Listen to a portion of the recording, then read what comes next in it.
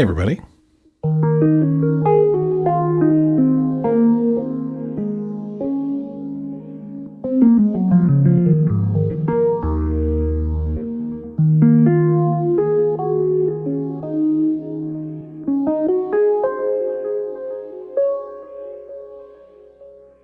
Make sure everything's in order here.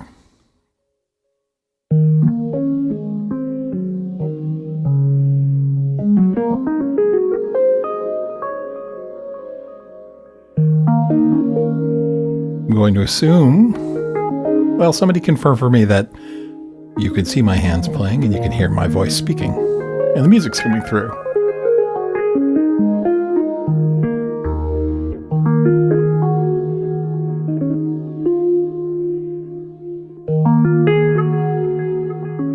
Thank you, Andy.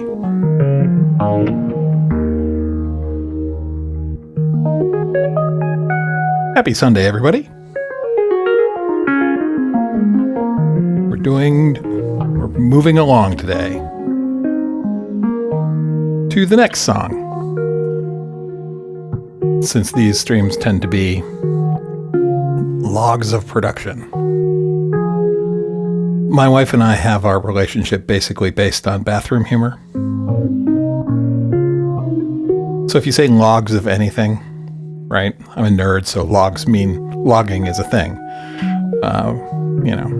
But for my wife and I, out of context, logging is bathroom humor. So this is a production log. We're all basically 12 years old. Let's see. Let's quickly scan through. Let's see, Jeff and Andy and Torsten, Casual Noises, Davey, Garen. Oh, Garen, I missed you on Monday too. Sorry, I missed everybody this week. Missed Andy's stream, missed Garen's stream. So, hey, Doug. There's Wookie. Cool. And Will.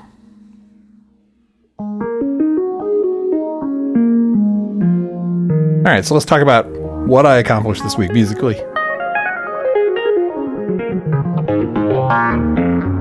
Because this week I went back to the couch.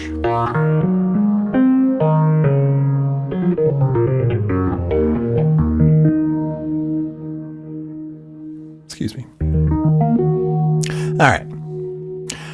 No, you will be back again tomorrow. And I got ship notification of a multi-poly. And so we'll see what happens between now and next Sunday, whether I get any music production done as opposed to playing with the new toy. Anyway, so let's talk about, let me show you what I've been working on. All right, so I've already done I worked on some things on the Move on the couch this week. I've already moved the bits over into this Ableton set. And what I was going to do for this is share what I made this week with you guys from the Move sound point, from using the Move sounds. And then I thought I would experiment with plugging in a few sounds. I'd been going through the Korgs here, trying to find things that worked. And just share that with you guys. Just, proof of work getting done. And we'll see we'll see how that goes. So figure, like an hour for the stream. Let's see. Oh, and the other stream, we are still dual casting over onto the Composing with Synthesizers channel, but I turned the chat off on that one because honestly, I'm probably going to, now that it's been running for a month, I might actually shut that channel down because as nice as it is to have a place that's quiet, like a quiet log, it's the overhead of the redundancy overhead is really annoying for me. So, hey man, you got to try it, taste it, see if you like it, Let's see. New computer problems. Oh no.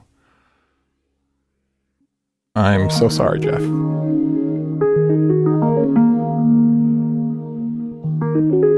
Anyway.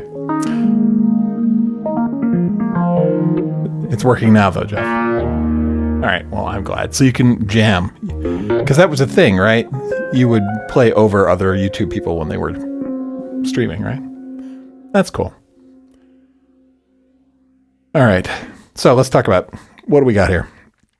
So once again, I worked this week with 4 instruments, made sort of 7 scenes of sounds here. And let me turn on. Let's make sure you can hear that metronome. I bet you can. Let me go see. Nope. Okay, it's going in the aux. That's cool. All right, so this is where we were at. Same key, because I want some of the songs to be sort of smoothly transitioning from one into the other. And what we're doing is, let me just start playing some of this for you. So there's a little backstory, and I'll share it with you, but I want you to hear some of this first. All right, so here, take a listen.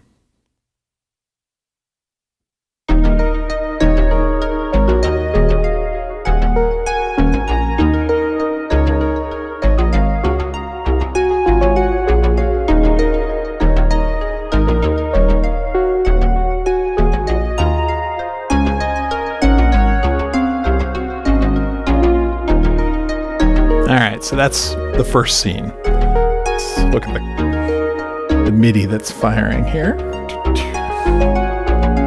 All right, so it's 3 monophonic lines. Pluck. Let's see.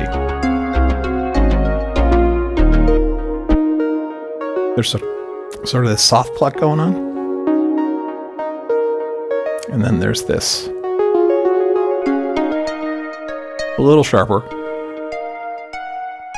And then that same bass that I used.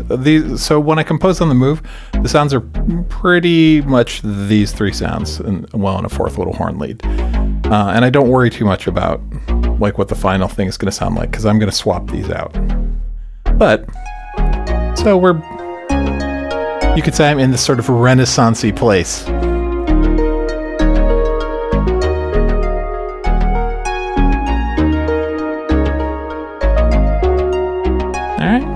And then there's a variation pattern, which is similar.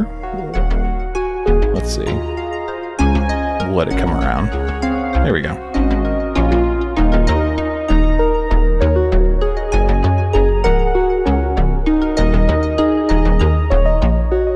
I've got a rhythm part sort of gluing it all together. I'll bring that in later.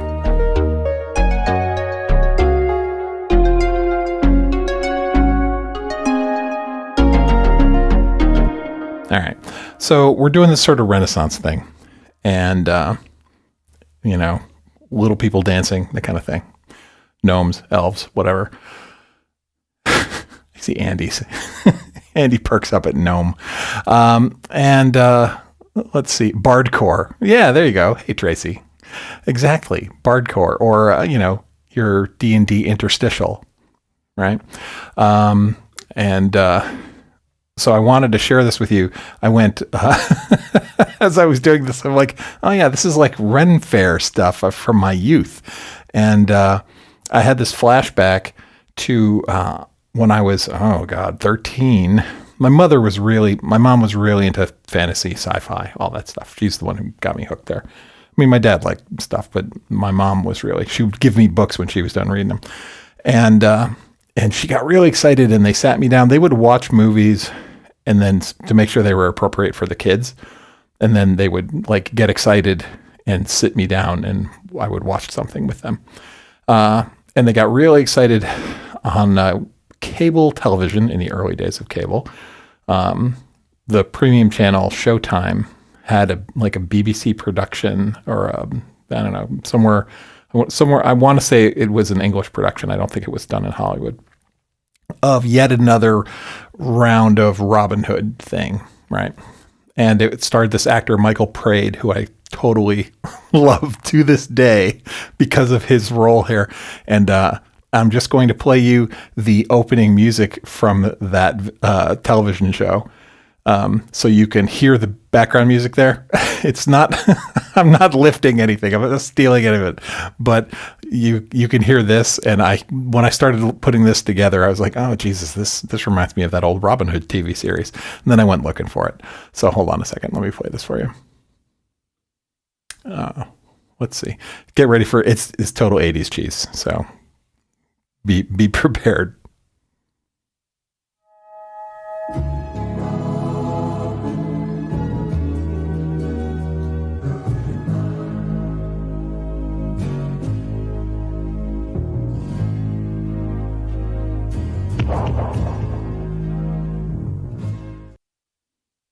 Okay, now, in the chat, if you can tell me what band is doing the soundtrack for that television series. I know, that's my challenge to you. All right. And if you want me to play it again later, I will. If you need to hear it again, that was like 10 seconds. Andy, way to go. First try. Yeah, Clannad. That was the beginning of my obsession with Clannad. Yeah. So anyway, so this is not Clannad, but certainly influenced by me watching all of that series for the first season.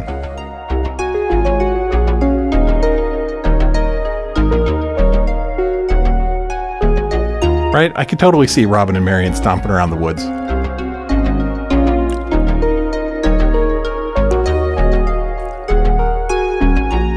Clannad was huge. Oh, yeah. Now, is it Enya or Anya? I don't know how to pronounce her name. Was she a member of Clannad and then spun off and did her own thing? Or was she just in a similar genre? I haven't done any research. Will says yes, she was. Okay. Mostly composed on a Korg M1. Yeah, it totally sounds like an M1 when you're listening to a lot of that show. Anyway, all right, so we've got these two scenes. And then I'm just going to run through the rest of the scenes and let you hear what it sounds like. And then we went...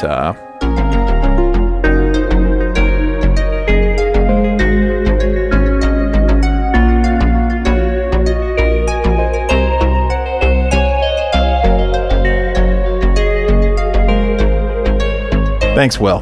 Now I know. And yeah, all right.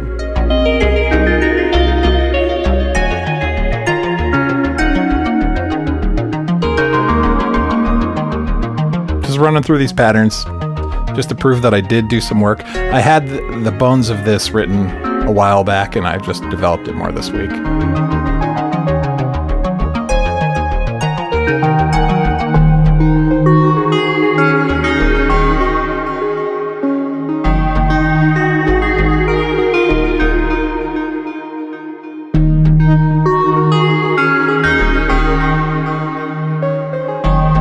I knew a girl named Anya as well.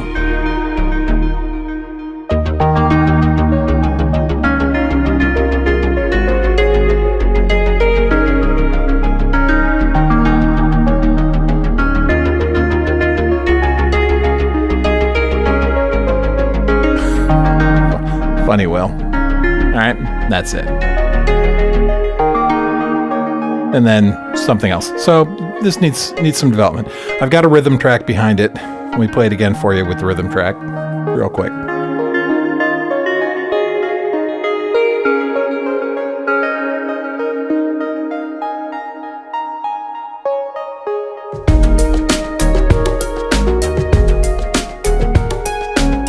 Again, this is a loop that I just throw in here to glue everything together with the plan to replace it all later.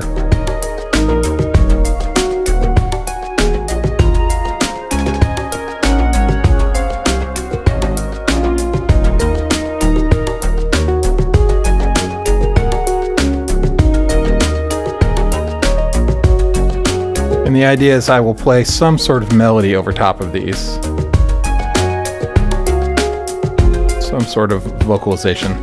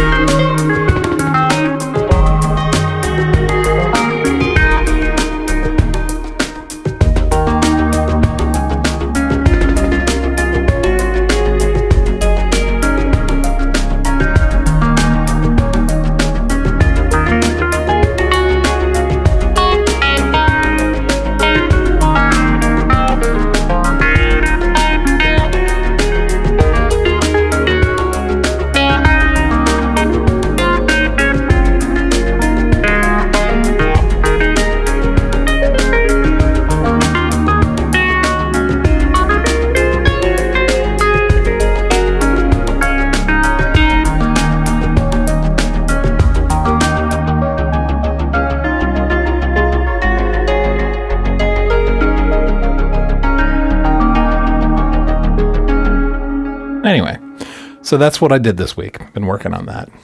And so, oh God, are you guys making puns? Well, kind of. You're making rhymes. Something between a pun and a rhyme. Yeah. Yeah, Rhodes. It was Rhodes. With, tons of delay and reverb. There's a phaser in there too, a little bit.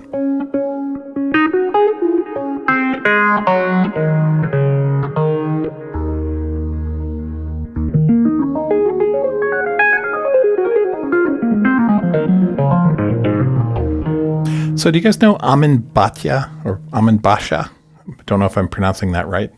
Amin, perhaps? A-M-I-N. It's the gentleman's first name. Last name is B-H-A-T-I-A. So I don't know if that's Bhatia or if that's Basha. He's a composer. Been around since the 80s. Film composer.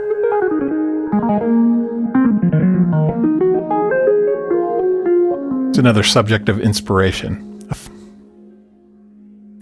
Synchrotron nods, nope. Okay, well, so did anyone read Keyboard Magazine in the 80s? I know Espen Kraft did because he publishes videos where he just points the camera at his desktop and flips through a particular magazine. But he didn't do the one I wanted, though. The one in particular that I'm thinking of was one of the ones I had in July or June, the summer of 1986.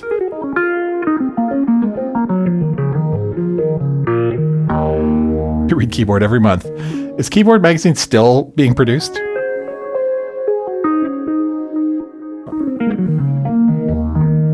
I was really into it. That and Electronic Musician, and there was a New Age magazine, like New Age, crunchy, tree huggery, woo-woo kind of stuff. But they focused on musicians working in that genre. And in the 80s, it was like really weird, very, very crystal. But there's a bunch of jazz players. Yanni was in there. John Tesh was in there. And we've talked about them before. But anyway, the thing I'm remembering is Keyboard Magazine, summer 86. The Keyboard Magazine. I didn't have a subscription, but when I was lucky, we would go to the bookstore and I'd be able to pick one up. Hang on a second. What do you say, Will? I see the track label says Move and Note. What were you able to accomplish with the Note app? So I use the Note app when I don't have the Move with me. I have it on my phone. So like if I'm, doing some kind of forced family fun thing, let's say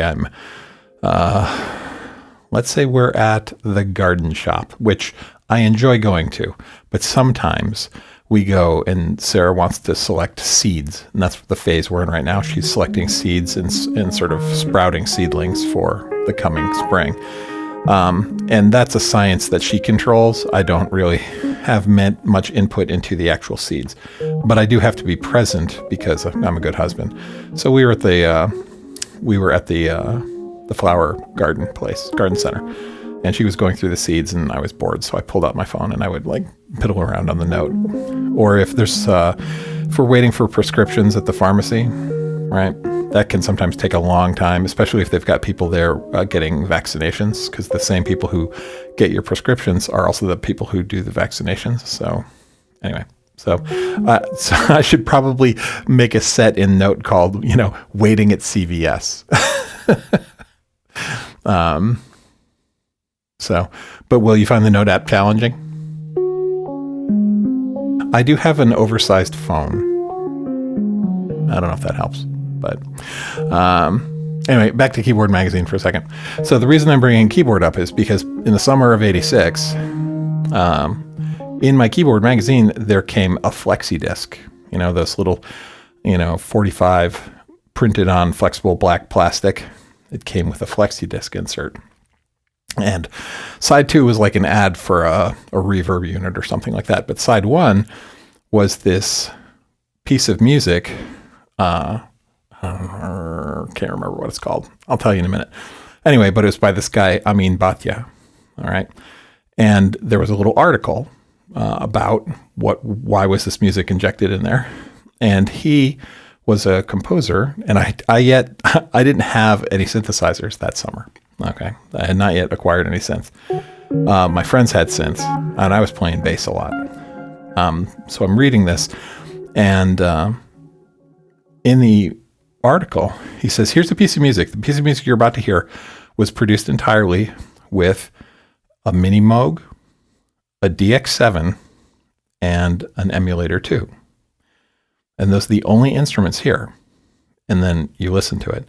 And it's this amazing, for the time, amazing. When you hear it now, it's not so amazing. I mean, it's cool, and it's synths, so it has righteousness. But at the time, it blew my mind because there was like layers upon layers and layers. And there were sounds that were not like where did these sounds come from? Because those synths that you just mentioned sure don't sound like this a little bit, but they don't really sound like this. All right.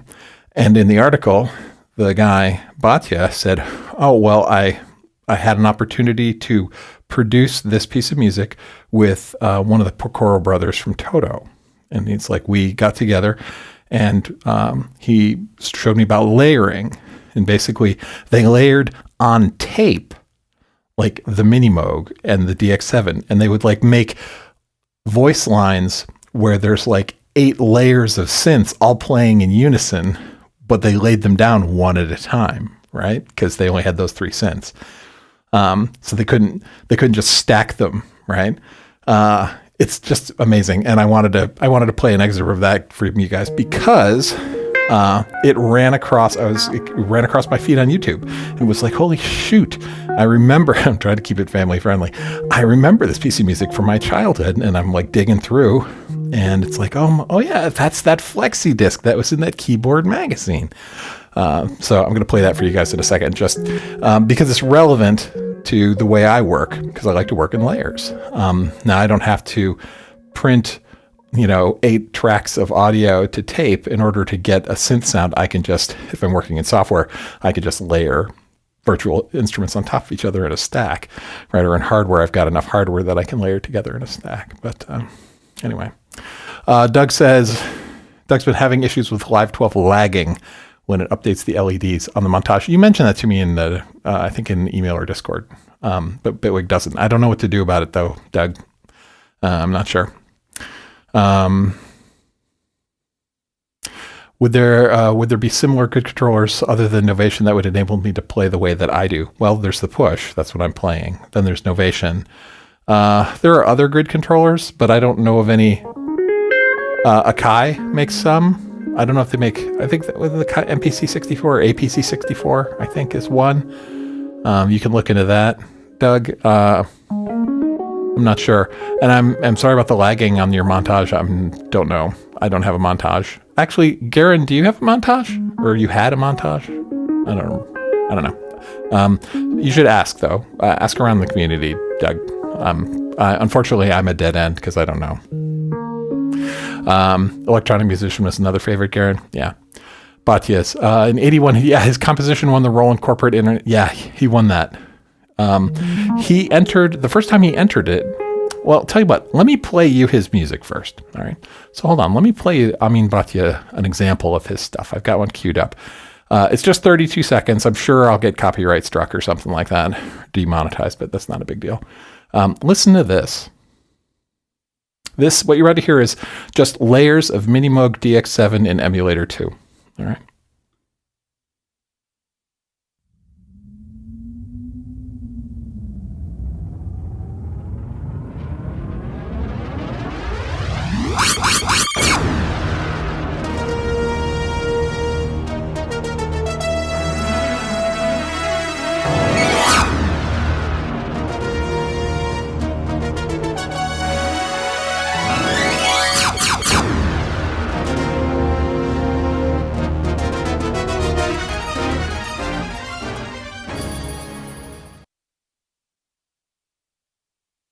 So, I mean, it's dramatic. It's like film music, right? But it goes on to do this like very Star Wars-esque sort of march and stuff like that. It's a long, fairly decent length piece. I hope it came through okay. But yeah, it just blew me away when I heard it. I was like, oh, I want to do that, right? And that was the beginning of that. But it came across my feed, and I'm like, oh my God, I had that flexi disc. So I went digging, and it's available. The whole, like a bunch of his old works, including, Tracy, the one from '81, his composition for the Roland Corporation International Synthesizer Competition. So apparently he sent a piece in the amateur category. And when he got the letter back from them saying, here are the results, thank you for participating, the amateur listing was on the front, and he didn't make the top 3. And so he was like, oh, well, it was worth it. It crumpled it up and threw it away. Well, they had printed the professional ranking group on the back of the sheet, and they had bumped him from amateur into the professional group because they said, no, you're too good to be in the amateur group. We're going to bump you to the professional group. And he came in first place. And that opened a bunch of doors for him and stuff like that. But anyway, so he's worth looking up. It's Amin, A-M-I-N, and Bhatia, B-H-A-T-I-A, I think. Yeah, Tracy, you got it. But anyway, so memory lane. Anyway, let's go back to what we were doing here. Okay, so we were here. All right, got a little groove in here. So one of the things, as always, so I really want to get the Rick in here, right? So I have gone and put pulled the bass over to the Rick to sort of dupe it. And like the other song we were doing, we were duping the bass on the Rick an octave up. I've done the same here. And I'm liking how it sounds. Let me unmute it.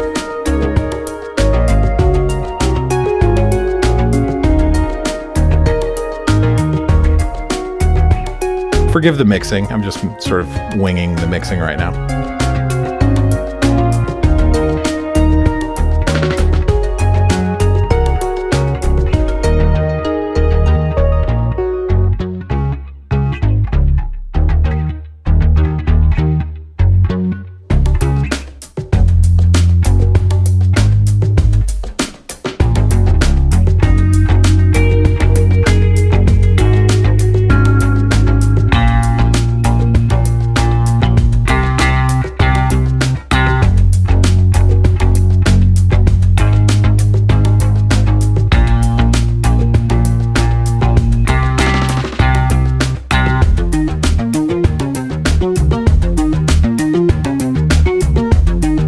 No bass face cam, no.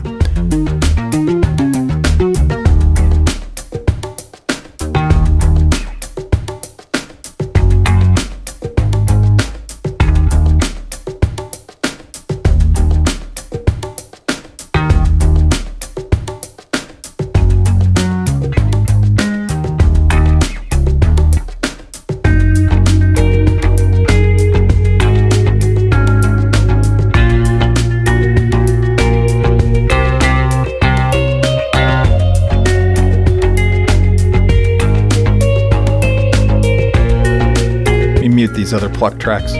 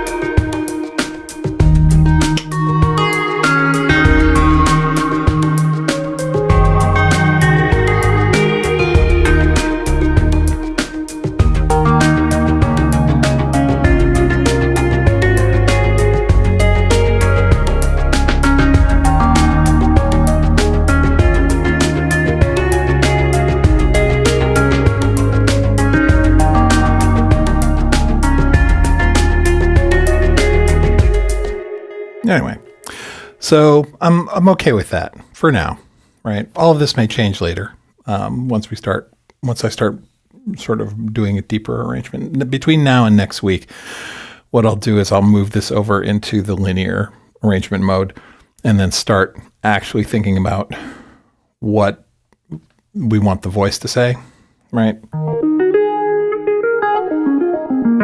That may be a Rhodes. It'll be a Rhodes initially, and may become a synth lead.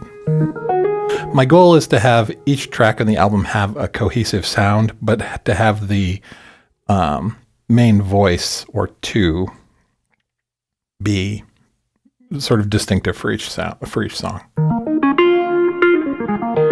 But for writing, a Rhodes is sort of common enough and mellow enough that it won't get stuck. Like if I used a synth lead and really worked at designing one that I would like while I was composing the melody, it would become ingrained and then I wouldn't be able to change it later, which isn't necessarily a bad thing. But I want to try and avoid locking in my aural expectations. Is that a phrase? My auditory expectations. So, Doug says, what do you call the pad layout you use when you're playing notes? This is chromatic mode basically on an 8x8 grid. So this is chromatic mode. If we took away all of the notes that were outside the key, it would be called in-key mode. That's what Ableton calls it, right? So there's different layouts too. This one's the one that I like because it's laid out like a bass guitar, right? It's in fourths, right? And none of that crazy good actual 6-string guitar stuff with the top 2 strings sliding down a half step. So Will says, how much arrangement do you do before you move over to arrangement mode in live? Like, is there a number of parts voices you prefer? I'm trying to keep this particular set of compositions, these songs on this album, down to 4 main sort of melodic harmonic voices. They can be layered instruments, but at the end of the day, I want to have a bass and a melody and maybe a harmony voice, and then something filling in, around that. And I'm okay with it being sort of contrapuntal, lots of monophonic voices moving around. And I'm also okay with, taking something like a Rhodes or a piano or an organ or a polysynth and doing, doing some sort of compy kind of thing, or, holding strings out or something like that. But essentially, I want 4. And I try not to go much more than that. But then that's to get the arrangement in. And then once the arrangement's there, you want to build energy, we can add more layers. You want to pull stuff out. That's basically what I'm trying to do. So Torsten says, does this layout also work on the push too? Yes. Did you explain it more in a video before? Yes. So if you search for Synth Seeker grids, there's at least 3, maybe 5 videos, Torsten, about playing a grid and learning how. And one's like a presentation, like with slides that I did at New England Synth Fest a couple of years ago. And then there's a bunch of me just noodling, saying, here's stuff I like. So I hope that was helpful. Well, I'm glad. I hope that was helpful. So I'm trying to keep it to 4. I'm really bad about making it 8, 10. So anyway, essentially the move works well for me because it forces me into 4 tracks and I'm good, right? And yeah, you could get around that, but I don't. Anyway, so going back to this. So here are these 4 lanes of ideas. So let's do this. Bip and bip and you. Okay.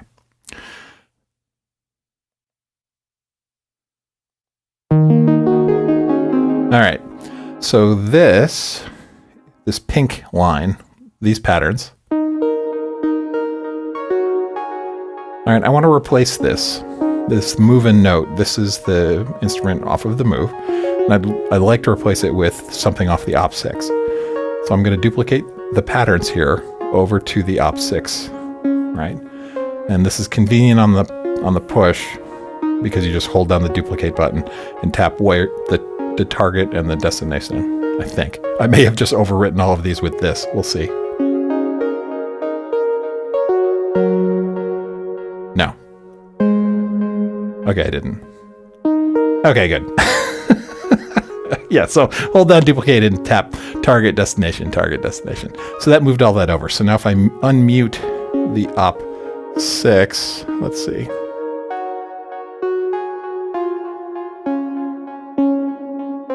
Let's do this.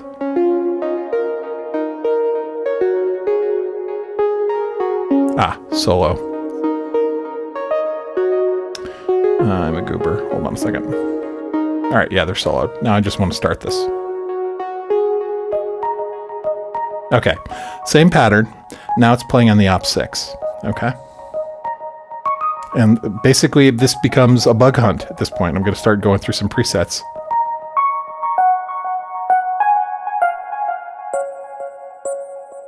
Till something grabs me.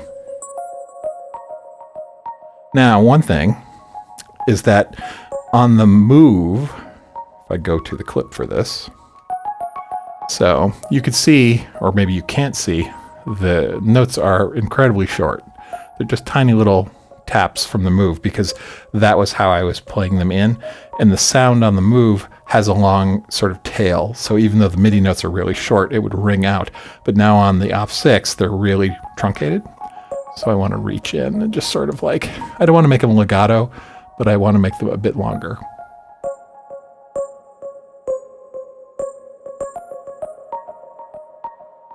Am I editing the thing I think I'm editing? No, of course not. I was editing that. I was editing the Move one. So select that pattern. There we go.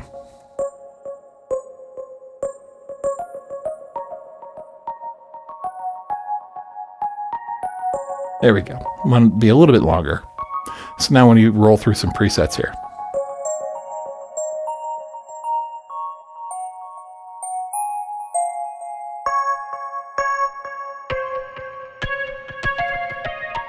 Now I've got the Rhodes here, so having another sort of E-piano-y sound would be okay, but they might collide, but this is an octave higher than most of where I would be putting melodies.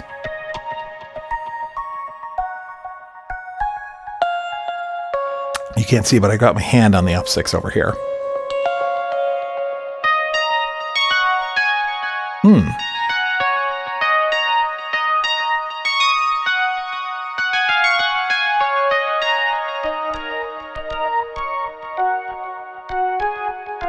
I want something a little softer than that.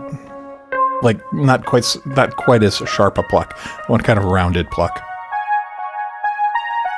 And that's not bad, but that sustains and has, believe it or not, more delay than I want on it.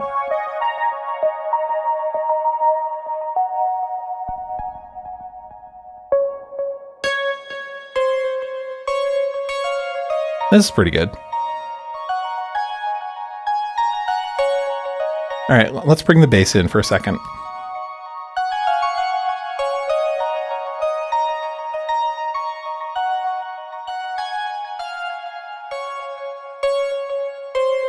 Just to see if it plays well.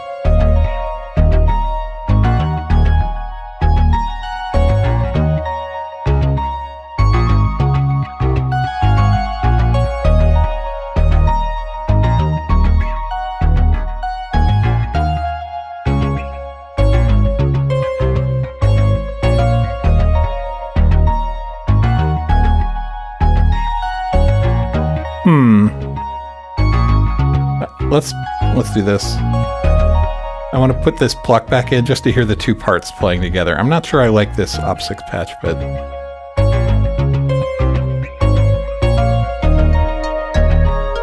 because this is it's got a sharp attack, but it sustains a long time. So together, that's not so bad. I'm not making any final decisions here. I'm just moving these over onto the hardware to explore.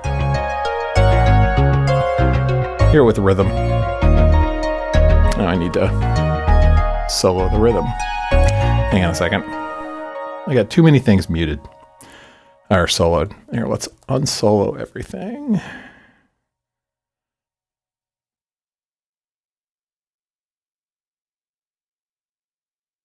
There we go. Yeah, it was getting a little excessive. All right, so let's hear that again with the rhythm.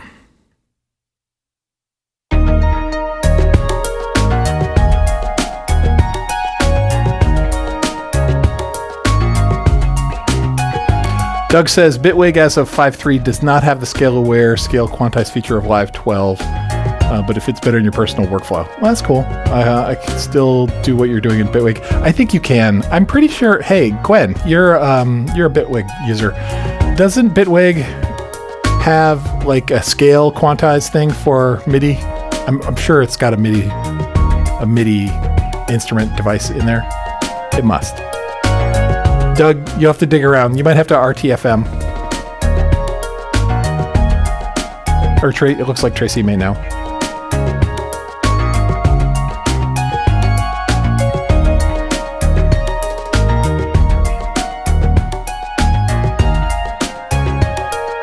All right, I think this works out.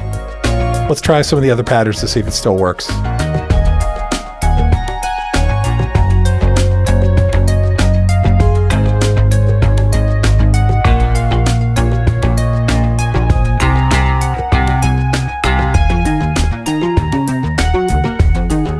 It's not even there it is.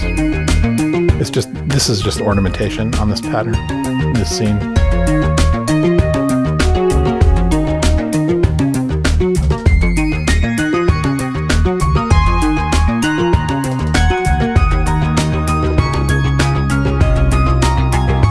See, now I don't care for it here.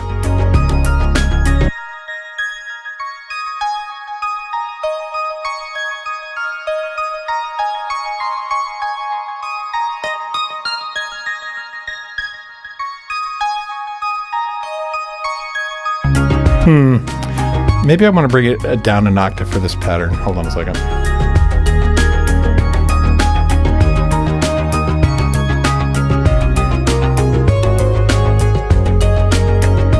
That's better.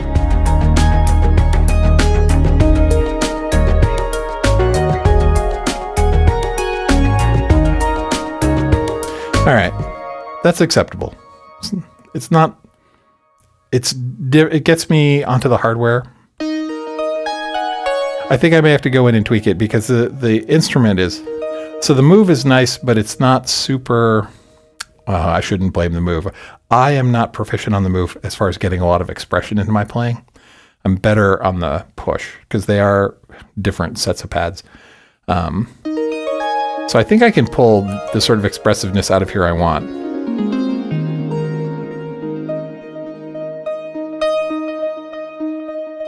And I'll have to go in and tweak the velocities. Either tweak the velocities in the clip. Actually, let's just make them louder. Let's see. Not louder, but let's amp up the velocity a bit.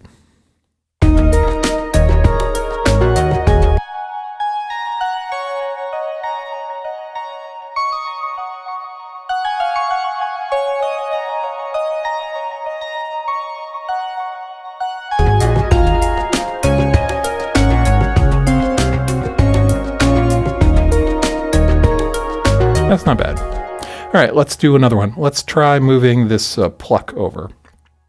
So again, we'll duplicate all this over.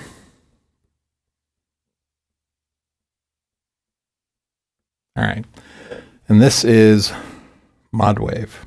All right, so you hush, mute these, and let's try this.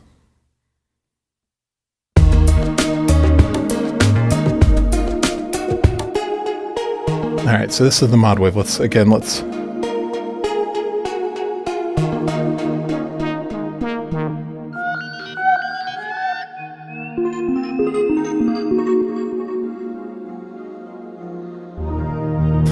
right, hold on a second. Let me shift category.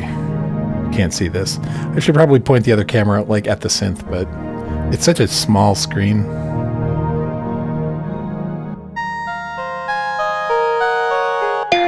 I want this one to be a sharper pluck.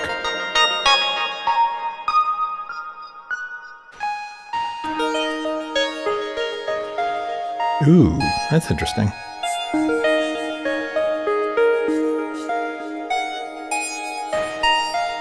It's got a weird sort of noise thing going on behind it. Like a breathing. Play them together and see how it sounds.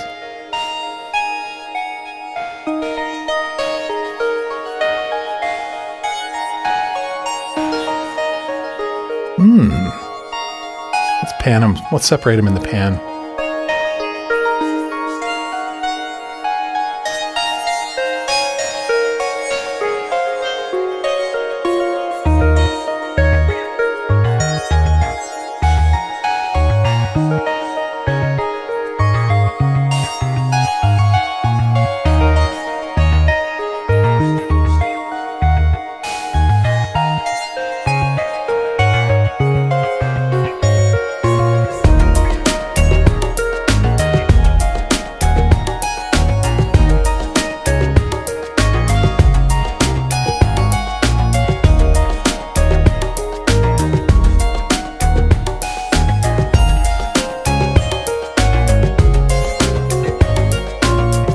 I'm liking that. Let's try some of the other patterns and see if it still plays nice.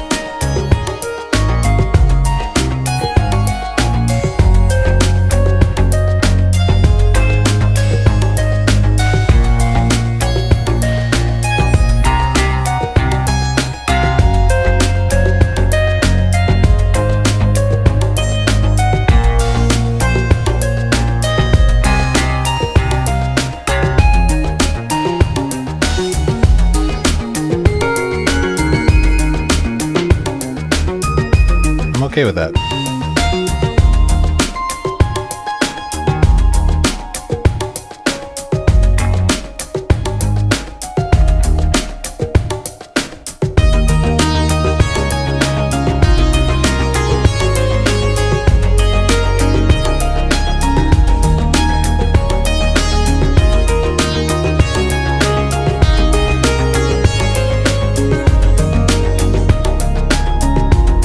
Adjust the velocities there a little bit.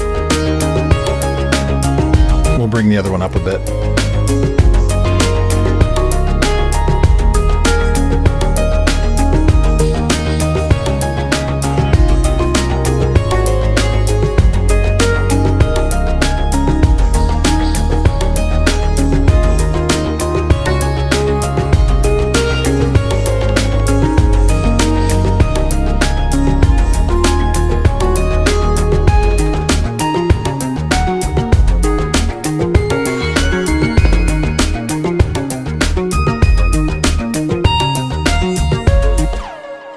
All right.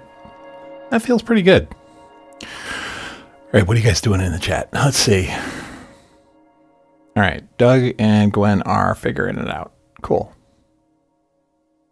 And Davey's helping. Excellent. Okay, cool.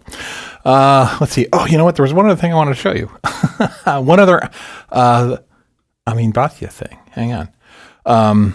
So when I was looking, when I was searching the web after I ran across this thing, I was just looking for like interviews or his website or stuff like that. And I found his personal website, which is just his name. So you'd think it would be easier to find, but this showed up. This is on his website. Okay. And, for those of you who have significant others who are, widow or widower, synth widows, basically abandoned for synths, this was on his website. And I'm pretty sure that's his wife, whose name is Danielle. And it was public, so I don't think I'm invading anyone's privacy. This is obviously staged, but he's one of us. He's one of us for sure. So anyway, just thought I would share that too. All right.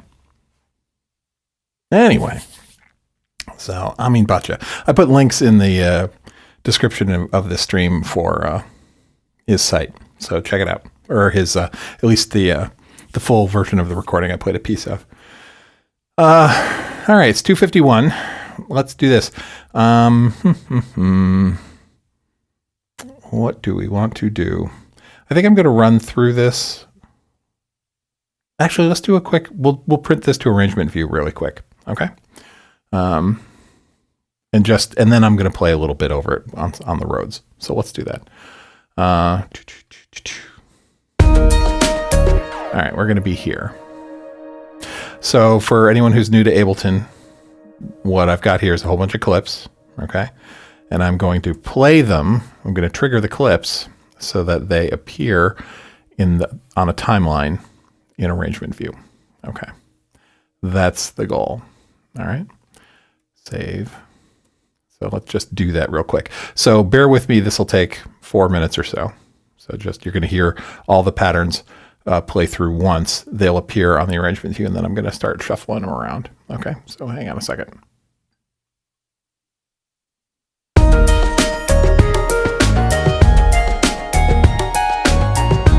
I am printing to arrangement right now, Doug. So what I'm doing is up here, I hit record for arrangement view. And if I flip over, you'll see they're being written in here into arrangement view. Scroll back up, you can see them sort of dimmed out. These patterns here are being printed. That's my word. They're being placed in arrangement view.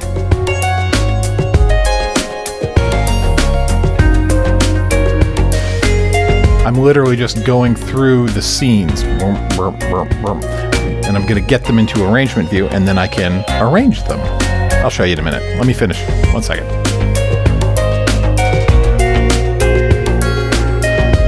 Here, I'll trigger the next scene.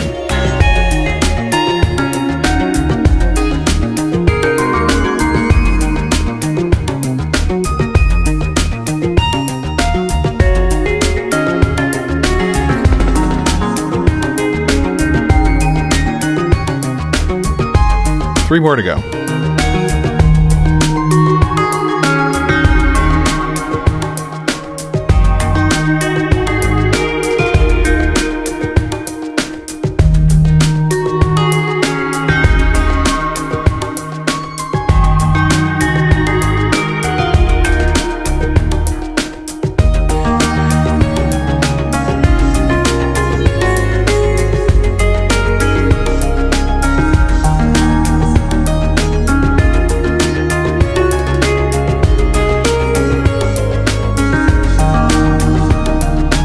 The last one.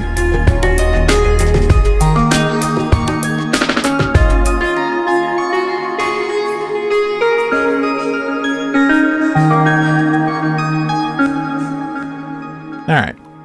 So I went through and played through these scenes, and now if we go back over here, right? They're here and they're dimmed. They're dim, right? And we would then say go to arrangement, and here we are, and we've got 2.5 minute-ish of this. So let's bring the loop indicator down, and we'll zoom into this. All right. There we go. Okay. So, and these are the patterns. Now, if I had been diligent and I had typed names into all of these, right? If I had said, this is part A, and this is part B, and this is the bass with this, and this is the bridge bass, or something like that, these names would appear over here, right? But I can sort of see the little tiny, I'm sure it's not coming across in the stream, but there's little teeny dots in here in each of these indicating which MIDI clip is in here, right? And I can always look at them, right? Here they are. Here's all the MIDI notes in these things. I'm doing, these are long. These are all 8 or 16. I think they're all 8-bar patterns. So when I zoom in on them, right, if they're particularly short attacks like these, and they're very small, right, that's probably not coming across in the stream. I can see them clearly on my end, but so these are the scenes now. So now when I hit play, believe it or not, these aren't going to be playing. Now when I hit play, these are going to be playing. Ableton has two different sort of funnels that you keep MIDI information in. One's the session view with all the clips, and the other's the arrangement view with all of these patterns clips placed, and they're separate. Okay, so if I make changes here, I'm not changing these here.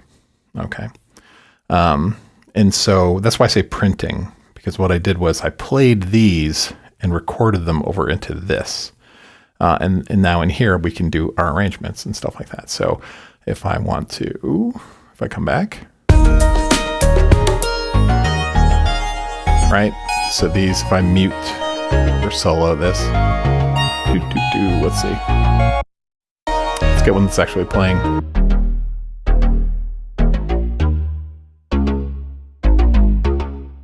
Helps to get the mic going. There we go.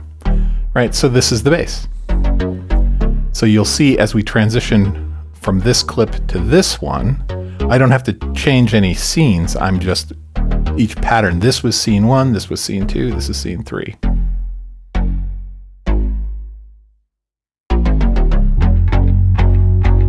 Right? And so it's easier to arrange on a linear timeline, right? So if it's like I want to move, let's say, let's see. I don't want, well, let's do a, say I want to move all of this stuff. I want to duplicate this. I think I can insert silence.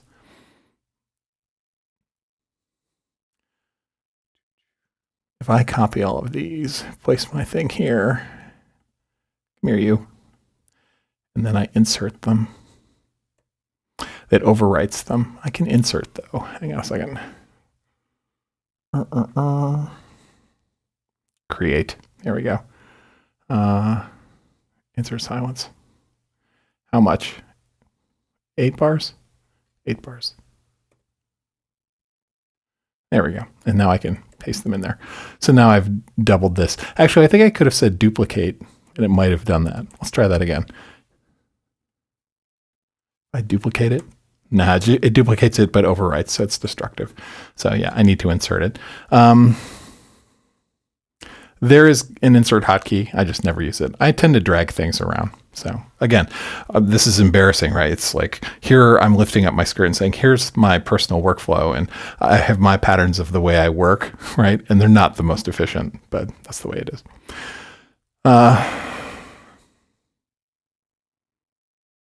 Let's see. Torsten says, that's a function way. I can't understand Ableton why to do it. I don't know what you mean by that, Torsten, but maybe you were talking to Gwen. All right, you guys are trading links to Discord. That's cool. So, I mean, this is what it is. I probably will blow this away because I still want to move some more stuff over onto another piece of hardware. Wave stayed over here, but I just figured, we had 10 minutes. I'll demonstrate it. But that's the state of the world. So between now and next Sunday, what will I do? I'll have instruments assigned. I'll have a rough arrangement probably. Oh, wait. The multi-poly arrives this week. I may have no progress. I may have 0 progress on this piece this week because tomorrow's new synth day. So, yeah. Well, we'll see. Yeah, thanks, Garen. Way to throw a safety net out there for me, Garen. And you will have no progress. Yeah, so Garen already has a multi-poly, he knows. Yeah, because it'll take me an evening of getting it racked and then routed. Racked and routed, and then I'll get lost in just playing with it. So I do have to work this week, right? But I don't know, I'll figure it out. It will be fun. Torsten says, you meant the way of how to copy from arrangement view to timeline view. I have to play that to transfer it. Oh, I see. Okay. Yeah, darn those day jobs, but the day jobs pay for the synths, right? So, all right. Let's see. It's 3 o'clock. So I think I'm pretty much done for today. Will says the advantage of playing clips into arrangement is that you can perform an arrangement. Yeah, you could totally perform. I literally just went through and played scenes. And I have in the past other things, because one of the things I didn't demonstrate is what happens when we mix and match, right? So if let's do this. I know I'm not going to keep this. So, all right, we'll go back. So if we take like this scene, let's,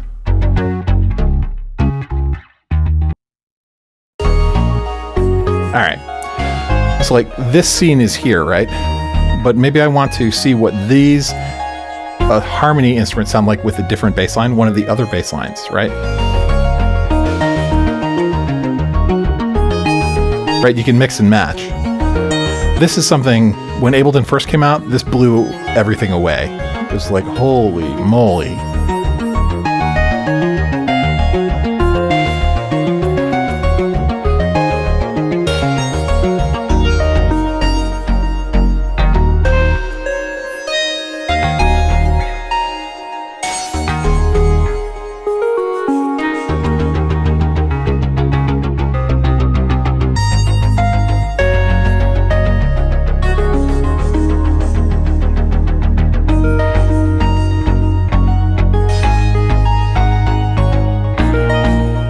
So I'm mixing, I'm playing like the melody harmony bit from this scene and the bass from this other scene. We could do it here too.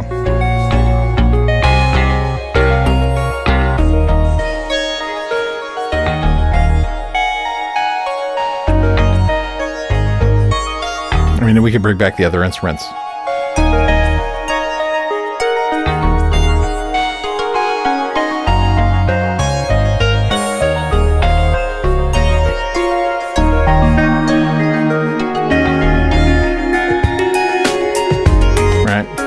So you can just mix and match. Now, if I took this, would get printed over to here, right? It would be these on each individual track. It would be the particular pattern that's playing. It's super useful. Anyway, all right. And with that, I am done for today. Thanks, guys. Let's see. Anything in the chat I need to pay attention to? Please explain work or working. No comprend. Oh, Wookie. Is that a flex there, Mr. Retired? Let's see. Tolling in the salt mines. Yeah. So that's okay. I like my job. It's all good. What remains? I think that's about it. All right. So thank you, everyone.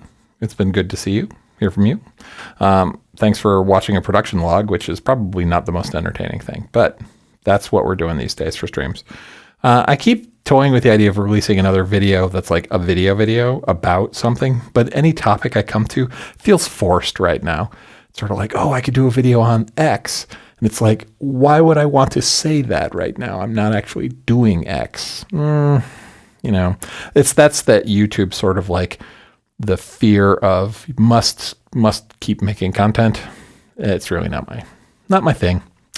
So anyway, I will listen to all of your content and watch all of your videos if you make them. Okay. Anyway. All right. I think we're good. One last scan through the chat. Make sure I'm not missing any questions. And the Wookiee is totally retired. Well, so is my wife. Right.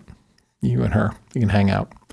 All right, everyone. Thanks. I will talk to you later. Okay. For those of you on the Discord, I'll see you on the Discord server. And for those of you with streams, I will get to your streams next week. Andy, Karen. Okay. And Jeff, I'll try and catch one of yours too. Although your hours are weird or I'm old. Anyway, thanks everyone. I will see you later.